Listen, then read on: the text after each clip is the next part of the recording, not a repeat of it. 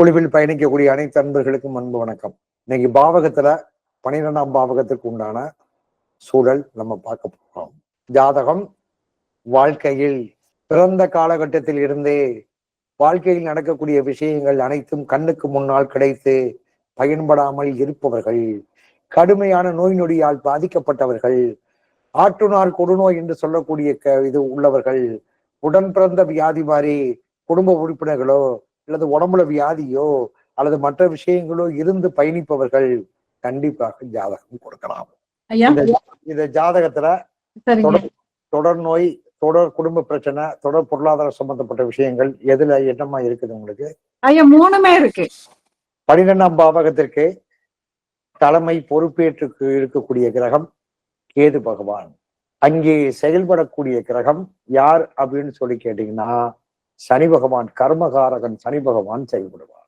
ராகு எப்படி விஷராகு அமிர்தராகு இருக்கின்றானோ அது மாதிரி கர்ம சனி பகவான், சுப சனி பகவான் என்று 2 விதமான விஷயத்தை பிரிக்கக்கூடிய தன்மை யாருக்கு இருக்குதுன்னு கேட்டீங்கன்னா இந்த 12ஆம் பாவகத்துல ஒரு மனிதனுடைய ஜாதகத்துல 12ஆம் பாவகத்திற்கு உண்டான கணக்குலதான் இருக்குது. காலபுருஷத்துக்கு 12ஆம் இடம் மீன ராசி, அது மோட்ச ராசி என்று சொல்லப்படுறோம்.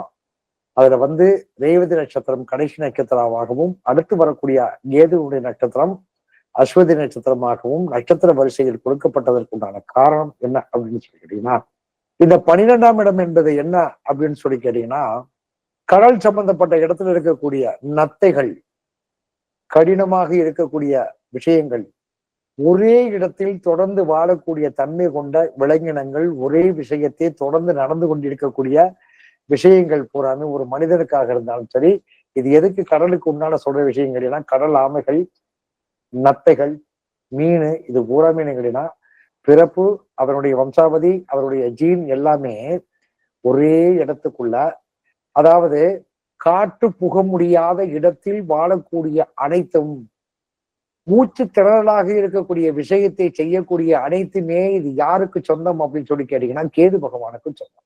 கேது பகவான் நம்முடைய ராசி மண்டலத்துல காலபுருஷத்துக்கு 8ஆம் இடத்தில் உச்சபலன் பெறுவதற்கு காரணம் என்னன்னு கேட்டீங்கன்னா அது தாயினுடைய கற்பராசி. அந்த தாயினுடைய கரு உருவானதிலிருந்து அந்த குழந்தை வெளியே இந்த பிரபஞ்சத்தினுடைய ஆற்றலை ஊழ்வினை கருமாவை தொடர்வதும் வரை அந்த குழந்தை யாருடைய அமைப்புல அது இயங்கிக்கிட்டு இருக்குது. வெளி பிரபஞ்சத்தினுடைய ஆற்றல் ஒரு தாயினுடைய வயிற்றுக்குள் இருக்கக்கூடிய உலகத்தில் இருக்கக்கூடிய அனைத்து ஜீவராசிகளுக்கும் பிரபஞ்சத்தினுடைய அமைப்பு இருக்கா இல்லையா? அது யாருடைய அமைப்புல இயங்குது? அந்த ஒரு தாயினுடைய வயிற்றுல பனிக்கூடம் என்பது என்ன அப்படின்னு சொல்லி கேட்டீங்கன்னா, ஒரு பனிக்கூடத்துக்குள்ள உள்ள போய் இருந்து அசைவுகளோடு இறுக்கி பிடித்து கொண்டு கர்மாவை வெளியே வரும் பொழுது அமைதியாக இறுக்கி பிடித்து கொண்டு இருக்கக்கூடிய தன்மை கொண்டது இந்த கேதுவனுடைய கணக்கு. அதனாலதான் துண்டாடுபவன் யார் அப்படின்னு ராகு. அதை இறுக்கி பிடித்து கொண்டு தன்னுடைய செயல்பாட்டை செய்து கொடுப்பவன் யாருன்னு கேட்டா கேது பகவான். மோட்சராசி மண்டலத்திற்கு லக்னம் பாத்தீங்கன்னா 12ஆம் இடம் கேது பகவான் ஆதிக்கத்தன்மையாகவும், அங்கே சனி பகவான் கர்மகாரகனாகவும் கர்மச்சனியாக மாறுகிறார். கர்மகாரகன், ஜீவனகாரகன், அது போக ஜாதகத்துல அதாவது ஆயுள் காரகனாகவும் மாறுவதற்கு என்னங்கன்னா கர்மாவனுடைய தொடர்பு புண்ணிய கர்மாவா, சுபகர்மாவா, அசுபகர்மாவா என்பதை நிர்ணயம் செய்பவன் யார் அப்படின்னு சொல்லி கேட்டீங்கன்னா இந்த 12ஆம் இடத்துக்கு உண்டான கணக்கு. இப்ப இந்த ஜாதகத்தினுடைய அமைப்புல என்ன அப்படின்னு சொல்லி கேட்டீங்கன்னா, இந்த கர்ம நட்சத்திரங்கள் அதிகமாக வரக்கூடிய ஜாதகங்களை பாத்தீங்கன்னா 12ஆம் பாவகத்துக்கு 7ஆம் பாவகம் எது? 6ஆம் பாவகம். அப்ப 6ஆம் பாவகத்துக்கு என்ன சொல்லி இருக்கிறோம்? ருணம், ரோகம், சத்ரு சம்பந்தப்பட்ட விஷயத்தை சொல்லியிருக்கிறா. அப்ப ருணம், ரோகம், சத்ரு சம்பந்தப்பட்ட விஷயத்தை சொன்னாலும் 6ஆம் பாவகத்திற்கு உண்டான தலைமை பொறுப்பை ஏற்று நடத்தக்கூடிய கிரகம் என்ன கிரகம் சொல்லியிருக்கிறோம்? சனி பகவான். அதாவது சனி பகவான் தலைமை பொறுப்பேற்கிறாரு. அங்கே உள்ளே யாரு இருந்து செயல்படுறாங்க? குரு சூரியன் ஐயா. அது மாதிரி இந்த 6ஆம் இடத்துக்கு சனி பகவான் எப்படி வெளியே இருந்து செயல்படுகிறாரோ அது மாதிரி 12ஆம் இடத்திற்கு கேது பகவான் பொறுப்பேற்கிறான். அங்கே இருந்து செயல்படக்கூடியவன் சனி பகவான். அப்ப 12ஆம் இடம் என்பது என்னன்னு கேட்டீங்கன்னா நம்முடைய முன்ஜென்ம கர்மாவை நிர்ணயம் பண்ணக்கூடியது. அதனுடைய பிரதிபலிப்பு தான் 6ஆம் இடம் என்று சொல்லக்கூடிய ருணம், ரோகம், சத்ரு சம்பந்தப்பட்ட விஷயத்திற்கு உண்டான அமைப்பு. 11ஆம் பாவகத்துக்கு எப்படி முன்னோர்கள் சேமித்து வைத்திருக்கக்கூடிய புண்ணிய காரியம் 11ஆம் இடம் என்று சொல்லக்கூடிய காலகட்டத்துல 11ஆம் இடத்திற்கு அடுத்தபடியாக அந்த புண்ணிய முன்னோர்கள் செய்திருக்கக்கூடிய புண்ணிய கர்மாவற்றினுடைய புண்ணிய கர்மாவை அடுத்த பாவகம் என்று சொல்லக்கூடிய ஜெனரேஷனுக்கு வரக்கூடிய 12ஆம் பாவகம் செய்கிறது. அப்ப அடுத்த தலைமுறை இல்ல, அடுத்த தொழில் வளர்ச்சி இல்ல, அடுத்து என்னங்கன்னா அவங்களுடைய உடல் ரீதியாக, குடும்ப ரீதியாக, நோய் ரீதியாக, வம்சாவளி ரீதியாக நோய்கள் வருகிறது அப்படின்னு எல்லாத்தையும் சொன்னா, ருணம் ரோகம் சத்ரு சம்பந்தப்பட்ட விஷயத்திற்குண்டான 6ஆம் இடத்தை நம்ம போய் தேடி பார்த்துக்கிட்டு இருந்தா கிடைக்காது. 6ஆம் இடம் என்பது ருணையும் ருணத்தையும் ரோகத்தையும் சத்துருத்தையும் வெளிப்படுத்தக்கூடிய இடம்.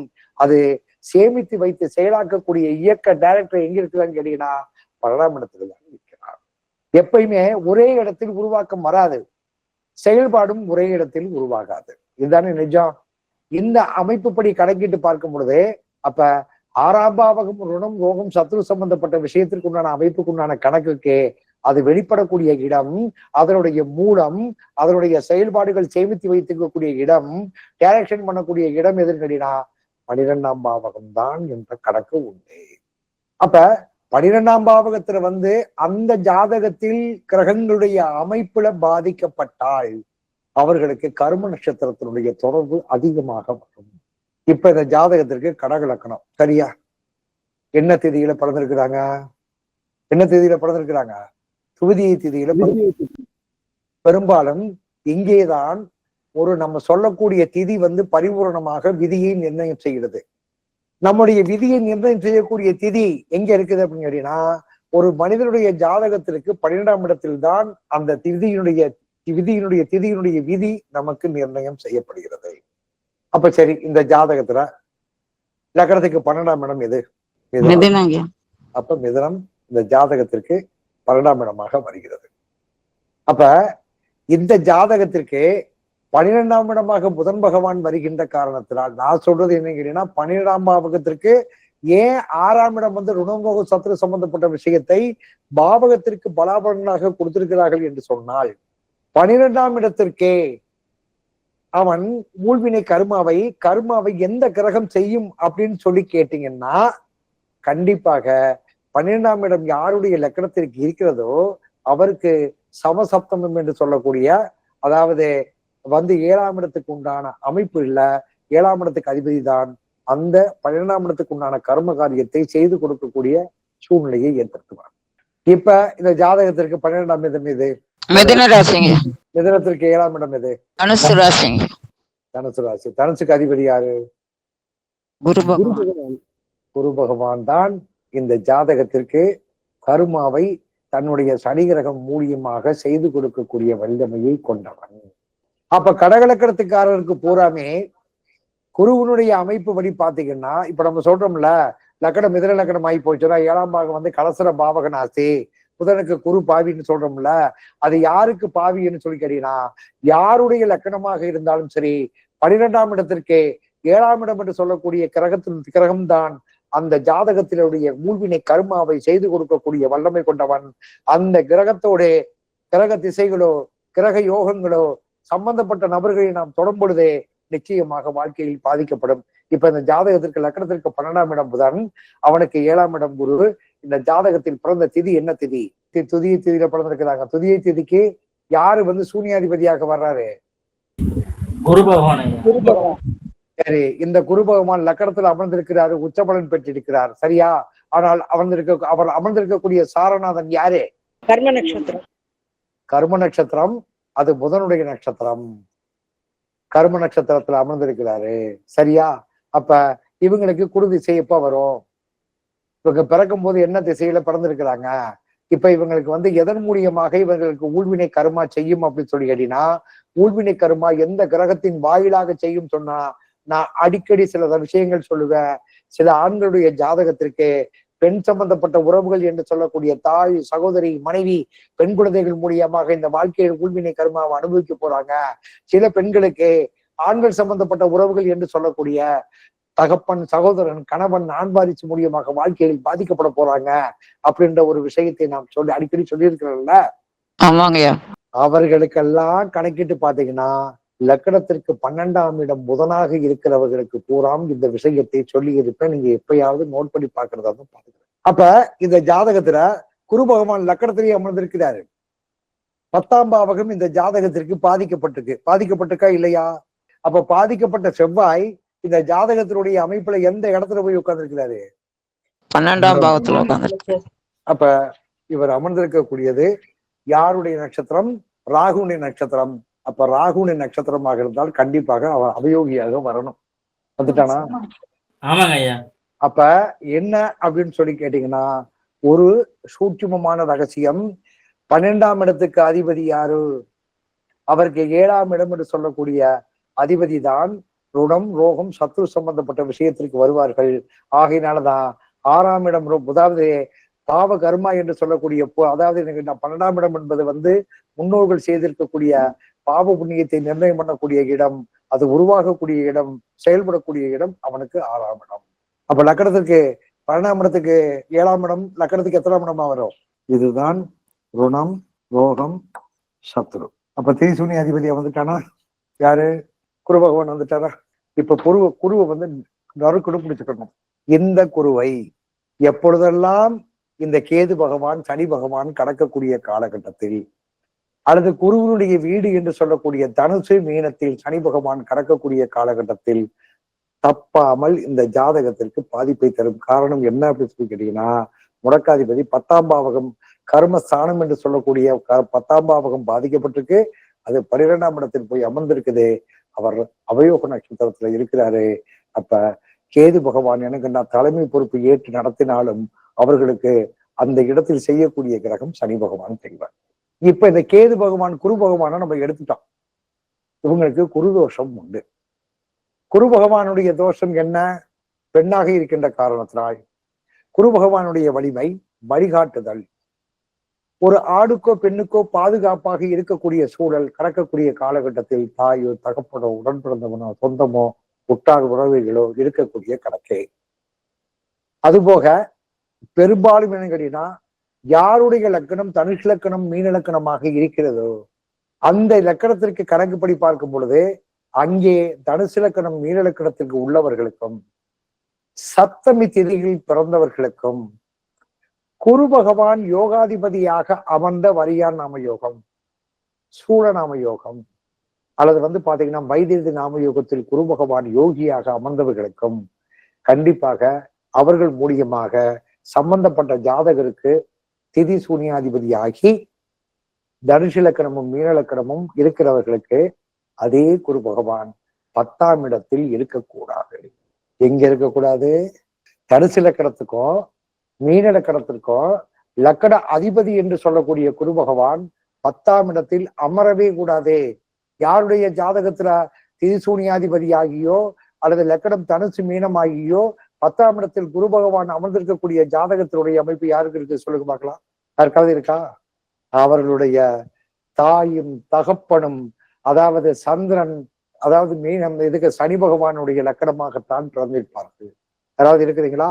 தனுஷ் லக்கணம் மீன லக்கணம் ஆகி போய் லக்கண அதிபதி என்று சொல்லக்கூடிய குரு பகவான் பத்திரம் யாருக்காவது இருக்குதா? யாருக்காவது தெரிஞ்சவங்க ஜாதகம் பார்த்தவங்க யாராவது இருக்கிறீங்களா? ஏன்னு கேட்டீங்கன்னா, இந்த மோட்ச சம்பந்தப்பட்ட விஷயத்தை பாதிக்கப்படுவதற்குண்டான கணக்குன்னு இதைத்தான் நம்ம சொல்லணும்.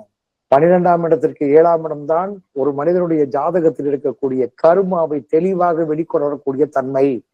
மீண்டும் மீண்டும் சொல்றேன், அங்கே உருவாகக்கூடிய கர்மா தான் அவனுக்கு 7ஆம் இடம் என்று சொல்லக்கூடிய இடத்தில் தன்னுடைய பிரகாசத்தை வெளிக்கொணர்கிறது. அதனாலதான் 6ஆம் இடம் ருணம், ரோகம், சத்ரு சம்பந்தப்பட்ட விஷயம் அங்கே குரு பகவானும் சூரிய பகவானும் உள்ளே இருந்து செயல்படுகிறார்கள் என்பதை நான் சொன்னேன். 6ஆம் பாவகத்துக்கு உண்டான கணக்கு சனி தலைமை பொறுப்பேற்று நடக்கிறான். சூரியனும் குரு பகவானும் உள்ளே இருக்கும் போதே 12ஆம் பாவகத்துக்கு வரும்போது இதனுடைய விளக்கத்தை சொல்றேன்னு சொல்லியிருக்கியா? ஞாபகம் இருக்கா?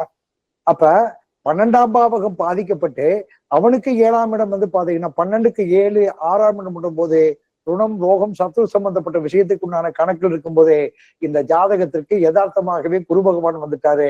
ஆனால் குரு பகவான் 12ஆம் பாவகத்துல பாதிக்கப்பட்டவனுக்கு குரு பகவான் தான் மறைமுகமான பாதகத்தை செய்வான். ஏன்? அவன் தான் புத்திரகாரக. அவன் தானே புத்திரத்துக்கு உண்டான, அதாவது சுக்கிரத்தையும் சுழினத்தையும் உருவாக்குபவன் யாரே? புத்திரகாரகன் ஏன் குரு பகவானுக்கு கொடுத்திருக்கிறாங்க? அப்ப குரு பகவான் சுக்கிரனுக்கும் சூரியனுக்கும் அதை உருவாக்கக்கூடிய மஞ்சள் நிற திரவத்தை கொடுத்து அதற்கு உள்ள இருக்கக்கூடிய உயிர் அணுக்களை கொடுத்து அதுக்கு உண்டான கருமாவை உள்ளே கொடுத்து அதை செயல் வடிவம் கொடுக்கக்கூடியவன் குரு பகவான். 12ஆம் பாவகத்தை ஆட்டுவிப்பவன் சனி பகவான். அதனால் அவன் 12ஆம் பாவகத்தில் உள்ளே இருந்து செயல்படக்கூடிய தாயினுடைய கற்பராசி ஆதிபத்தியத்தினுடைய கற்பராசி கேட்டீங்கன்னா 12ஆம் இடம் தான். அடிக்கடி சொல்லுவ, உலகத்தில் இருக்கக்கூடிய உயிர்கள் அனைத்தும் உருவாகக்கூடிய நட்சத்திரம் உத்திரட்டாதின்னு ஒரு விஷயத்துல 2-3 விஷயங்கள்ல 2-3 வீடியோக்குள்ள நான் சொல்லியிருப்பேன். அதாவது கவனிச்சிருப்பீங்கன்னு நினைக்கிறேன். உத்திரட்டாதி நட்சத்திரம் மோட்சராசி மண்டலத்தில் இருக்கக்கூடிய சனி பகவானுடைய நட்சத்திரம். அது உருவாக்கக்கூடிய நட்சத்திரம் சொல்லுவேன். உலகத்தில் இருக்கக்கூடிய அனைத்து உயிர்களுமே உருவாகக்கூடிய தன்மையை கொண்டக்கூடியது இந்த மீனராசி என்று சொல்லக்கூடிய நட்சத்திரத்துல உத்திரட்டாதி நட்சத்திரம் முக்கியமான பங்கு வகிக்கிறது. உலகத்தில் இருக்கக்கூடிய அனைத்து உயிர்களுக்கும் கருவுக்கு உள்ளே இருக்கக்கூடிய அணுக்களை உற்பத்தி பண்ணக்கூடிய இடம் மீனராசி மண்டலத்தில் இருக்கக்கூடிய உத்திரட்டாதி. அது 12ஆம் இடம் கேதுவுடைய ஆதிக்கம், சனி பகவானுடைய செயல்பாடு. இப்ப இந்த ஜாதகத்துக்கு நம்ம வந்துடலாம். 12ஆம் பாவத்தை இவங்க என்ன கேட்டீங்கன்னா குடும்ப பிரச்சனை, தொழில் பிரச்சனை, நோய் நொடி பிரச்சனை, இதெல்லாம் 3 எனக்கு சேர்ந்து ஒட்டுமொத்தமா இருக்குதுன்னு சொன்னாங்க. லக்கணத்துக்கு 12ஆம் இடம் 12ஆம் பாவகத்தை பார்க்கும் பொழுது இந்த மாதிரி விஷயங்கள் இருக்கான்னு கேட்க. இப்ப இந்த ஜாதகத்துல இவங்களுடைய 12ஆம் பாவகத்தை அதாவது செயல் வடிவம் கொடுப்பவன் சனி பகவான். இங்கே செயல் வடிவத்தை செய்பவன் யாருன்னு கேட்டினா குரு பகவான் தான். குரு பகவானுடைய கணக்கை பார்க்கணும். இப்ப குரு பகவான் சொல்லும் போது இவர்கள் பெண்ணாக இருக்கின்ற காரணத்தினால் முதலில் இந்த குரு பகவான் மறைமுகமான பாதிப்பை யார் மூலியமா கொடுப்பார்? தந்தையாருடைய நிலைப்பாடு, தந்தையாரால் ஏற்படக்கூடிய மன உளைச்சல், தந்தையாரால் ஏற்படக்கூடிய அவமானங்களும், தந்தையாரால் புறக்கணிக்கக்கூடிய விஷயங்களும் குரு பகவானுக்கு உண்டு. கேளுங்க ஐயா. அப்பா இல்லைங்கய்யா, தகப்பன் மூலியமாக இந்த ஜாதகத்துல இப்ப நம்ம தகப்பனை எடுக்கணும். 12ஆம் இடத்துக்கு 7ஆம் இடம் பாத்தீங்கன்னா குரு. அப்ப குருதான் ருணம் ரோகம் சத்ரு சம்பந்தப்பட்ட விஷயத்துக்கு உண்டான கணக்கே. அவ எங்க போய் உச்சம் நக்கடத்துல உச்சமாயிட்டா அவ கருப்பு நட்சத்திரத்துல இருக்கிறா. நீங்க இந்த அமைப்புப்படி பார்க்கும் பொழுது குரு பகவான் ஒரு மனிதனுடைய ஜாதகத்தில் 6ஆம் இடம் ருணம் ரோகம் சத்ரு சம்பந்தப்பட்ட விஷயத்தில் இருந்தால் அவர்கள் யாருக்காக இருந்தாலும் சரி கண்டிப்பாக 3 அல்லது 4 கிரகங்கள் கர்ம நட்சத்திரத்தில் இருந்தே ஆகும். இந்த ஜாதகத்துல கர்ம நட்சத்திரம் என்னென்ன கிரகம் இருக்குன்னு பாருங்க. கர்ம நட்சத்திரத்துல எத்தனை கிரகங்கள் இருக்குது? 7. அப்ப முதல்ல தகப்பன், 2வது என்னன்னு கேட்டீங்கன்னா உடன் பிறந்த சகோதரன், அடுத்து கணவன், தன்னுடைய ஆண் வாரிசு. இது இந்த ஜாதகத்திற்கு குருவினுடைய கணக்குக்கு பாதிப்பை தரும். நீங்க நல்லா தெரிஞ்சுக்கிறீங்க. 12ஆம் பாவக அதிபதிக்கு 7ஆம் இடம் பாருங்க. இப்ப குரு பகவான் 7ஆம் இடத்துக்கு 6ஆம் இடத்துக்கு அதிபதி குரு பகவான் 12ஆம் இடத்துக்கு அதிபதியினுடைய நட்சத்திரத்துல கர்ம நட்சத்திரம் நிற்கிறாரு. ஆயுள்ய நட்சத்திரம் கர்ம நட்சத்திரத்திற்கு உண்டான அந்த விதிமுறைகள் என்ன சொல்லுங்க பார்க்கணும். அவர்கள் குடும்பத்தில் அதாவது பறவை இனங்கள், பட்சி இனங்கள், இந்த மாதிரி இனங்கள்னா மரம் சம்பந்தப்பட்ட சோசம் ஏற்பட்டு ஆயில்ய நட்சத்திரத்தில் ஒரு கர்ம நட்சத்திரம் இருந்தால் அவர்களுடைய சந்ததிகள் அதாவது படுத்த படுக்கையாகி நோய்வாய்ப்பட்டு அல்லது ஆற்றுநார் கொடுநோய்கள் தொடர்ந்து வரக்கூடிய நோயால் பாதிக்கப்பட்டிருப்பார்கள் அல்லது ஜாதகம் பாதிக்கப்பட்டிருப்பார். இதுதானே ஆயுள்ய நட்சத்திரம் கர்ம நட்சத்திரத்துக்கு உண்டான விதி. 12ஆம் இடம் 12ஆம் இடம் புதனுடைய வீடாக இருக்கின்ற காரணத்தினால் இந்த ஜாதகத்துல தன்னுடைய தாய் வழி சம்பந்தப்பட்ட உறவுகள்ல படுத்த படுக்கையாகி நோய்வாய்ப்பட்டு நீண்ட காலம் இருப்பவர்களோ அல்லது இந்த ஜாதகத்திற்கோ நரம்பு சம்பந்தப்பட்ட வியாதியோ அல்லது அதாவது என்ன குரு பகவான் மஞ்சள் நிறத்தில் உருவாகக்கூடிய கேன்சரு அல்லது நரம்பு சம்பந்தப்பட்ட வியாதியில இருக்கக்கூடிய இரத்த அழப்புகள் ஜாதகத்துல இவங்களுக்கோ இவங்க குடும்பத்தை சார்ந்தவர்களுக்கோ உண்டு.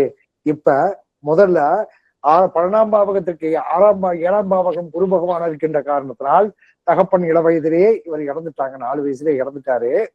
அப்ப உடன்பிறந்த சகோதரர் இருக்கிறாருன்னு கேளுங்க. ஐயா இல்லைங்கய்யா, இல்ல, அவரே இறந்துட்டாரு. திருமண வாழ்க்கை லேட்டு. இப்ப இவங்களுக்கு பொருளாதார சம்பந்தப்பட்ட விஷயத்திலேயே பெரிய முன்னேற்றங்கள் இல்ல. உடல் ரீதியா நரம்பு சம்பந்தப்பட்ட வியாதி உங்களுக்கு இருக்குதாமா? ஐயா சகோதரருக்கு அப்புறம் சகோதரிக்கு 2 பேருக்கு 3 பேருக்கு நரம்பு சம்பந்தப்பட்ட நோய். இதை ஈஸியா நம்ம எடுத்துக்கலாம். ஏன் நரம்பு சம்பந்தப்பட்ட வியாதியை பிடிச்சோம்? 12ஆம் இடம் பாத்தீங்கன்னா புதன் பகவானா இருக்கிறாரு. அங்கே முடக்காதிபதி என்று சொல்லக்கூடிய செவ்வாய் அமர்ந்திருக்கிறாரு. செவ்வாய் அமர்ந்திருக்கிற சாரநாதன் அவயோகியுடைய சாரநாதன் கணக்கு வச்சுக்கிறதுங்க. அப்ப ஒரு கர்ம நட்சத்திரத்துடைய பரிபூரணமான செயல்பாடு 12ஆம் இடத்துக்குள் ஒளிந்து கொண்டிருக்கிறது. அந்த இடம்தான் கர்மாவை உதயமாக்கக்கூடிய இடம். அந்த இடத்துல இருந்துதான் கர்ம நட்சத்திரத்துடைய உதயம் உருவாகிறது என்பதுல கணக்கே. குரு பகவான் இளவயசுல தகப்பன் இளவயசிலே இறந்து போயிட்டாரு ஒண்ணு. ஆனால் இவங்க தகப்பனோடு பிறந்தவர்களுக்கு ஒண்ணு குழந்தை பாக்கியம் இல்லாமல் இருக்கும், அல்லது திருமணம் ஆகாமலே மரணம் அடைந்திருப்பார்கள், அல்லது அவங்களுடைய தகப்பன் வழி சம்பந்தப்பட்ட விஷயத்தில் யாரோ ஒருவர் காணாமல் போயே இருப்பார். ஆமா ஒண்ணுங்க. ஐயா காணாம யாரும் போன மாதிரி தெரியல, 3 தலைமுறையா அப்படி எதுவும் தெரியல. குழந்தை இல்லாமையும் யாரும் இல்ல. ஏன்னா தாத்தா அப்பா அண்ணா இவ்வளவுதான் சிங்கிள். இதை எதை வச்சு எடுத்தோம்? 12ஆம் பாக அதிபதிக்கு உண்டான கிரகம் யாரு? சரி, 12ஆம் பாவகத்திற்கு 7ஆம் இடத்துக்கு அதிபதி யாரு? அவங்க 2 பேரும் சேர்ந்து எங்க உட்கார்ந்து இருக்கிறாங்க? உட்கார்ந்துருக்காங்களா? யாருடைய நட்சத்திரத்துல 2 பேரும் உட்கார்ந்து இருப்பாங்க? கண்டிப்பாக கர்ம நட்சத்திரம் என்று சொல்லக்கூடிய சரியா? இதுதான் நம்ம எடுக்கக்கூடிய கணக்கு. அப்ப இந்த ஜாதகத்துல நாம் அறிந்து கொள்ளக்கூடிய விஷயம் என்னன்னு கேட்டீங்கன்னா, 12ஆம் இடத்துக்கு அதிபதியும் 6ஆம் இடத்துக்கு அதிபதியும் 2 கிரகங்களும் ஒன்றிணைந்து எந்த பாவகத்தில் இருக்கிறதோ அது கர்ம நட்சத்திரங்களை அதிகமாக தொடர்பு கொடுத்துன்ற ஒரு விஷயத்தை நாம் தெரிஞ்சுக்கலாமா? கர்ம நட்சத்திரம் அதிகமாக இருக்குன்னு நீங்க கணக்கே போட வேண்டாம். 9, 10 பாவகங்கள்ல லக்ன பாவகத்தோட சூரியன், சந்திரன், செவ்வாய், புதன், சுக்கிரன், குரு, சனி, ராகு, கேது இந்த 10 கிரகங்களுடைய அமைப்புகளுக்குள்ள நீங்க 12ஆம் இடத்துக்கு அதிபதியும் 6ஆம் இடத்துக்கு அதிபதியும் இணைந்திருந்து ஒரு ஜாதகத்தில் எழுந்திருந்தாலோ 12ஆம் இடத்துக்கு அதிபதியும் 6ஆம் இடத்துக்கு அதிபதியும் பார்த்தாலோ அவர்களுக்கு 4க்கு மேற்பட்ட கிரகங்கள் 100% கர்ம நட்சத்திரத்தில் இருந்தே தீரும். இதுதான் 12ஆம் பாவகத்திற்கு உண்டான கர்மாவனுடைய தொடர்பு. சரியா?